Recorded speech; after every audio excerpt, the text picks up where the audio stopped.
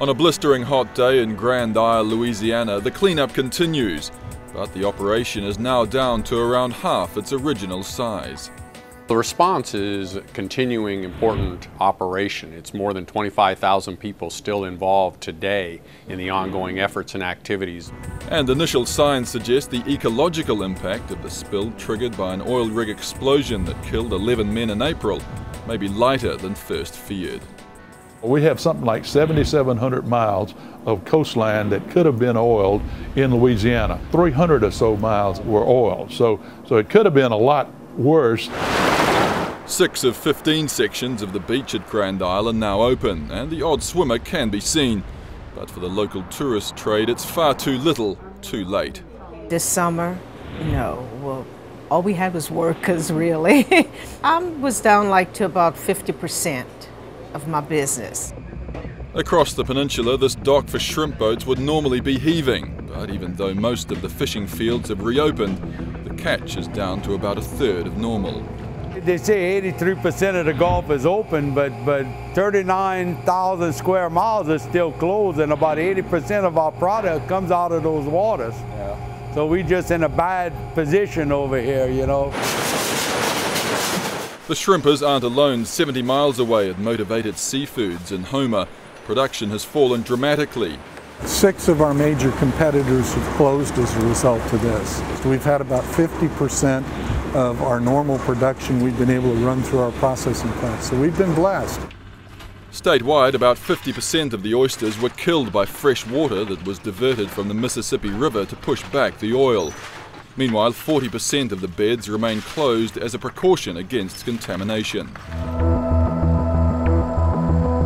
Making matters worse for locals' employment prospects is the 6-month moratorium the US government placed on exploratory deepwater drilling in the Gulf, set to continue till late November. The moratorium shut about 33 rigs, and industry analysts believe that could cost around 10,000 more jobs in an industry that accounts for about 16% of Louisiana's GDP. In the church that I go to, of 175 people, 50% of them work in the oil and gas business. 50% of that 50% has been transferred out. The cleanup program itself has provided short-term jobs for some, both on land and sea. And here in New Orleans, BP is administering a $20 billion compensation fund. Over 70,000 claims have been lodged, but so far payouts have been low and slow. I've gotten one check only from BP, and that was back in May. And I haven't received anything else since then. We figure we lost about $2.25 million, and they've given us $165,000 so far. There's a huge challenge in terms of just the physical documentation and processing of that number of claims. The damage isn't only financial. A recent Gallup poll shows that cases of clinical depression in coastal communities have risen 25% since the spill. We're seeing the early signs of domestic violence right now. We're seeing increased anxiety, generalized anxiety, clinical depression. The well was capped last month, and the US government says 75% of the spill has dispersed. But many here believe the chemical dispersants used on the spill have simply hidden the oil.